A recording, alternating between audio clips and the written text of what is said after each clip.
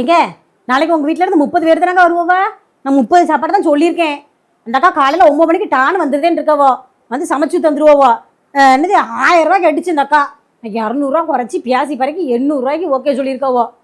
இப்போ அந்த அக்காவுக்கு ஒழுங்காகவே சமைக்க தெரியாப்புல, நீ சமைச்சா கூட நல்லா சமைப்பிய. நம்ம வீட்டாலெலாம் சேர்ந்து ஆளுக்கு ஒரு வேலையை பார்த்தீங்கன்னா 1 மணி நேரத்தில் சமைச்சு முடிச்சிருவீங்க. சமைச்சிடலாம்.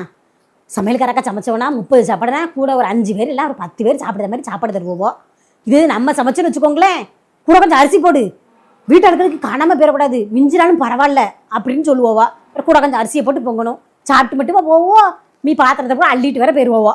பாத்திரம் எதுக்குள்ள போக போகுது? அதான் ஒரு கேட்டு வாங்கிட வேண்டியதுலங்க. அது எப்படியே கேட்க முடியும்?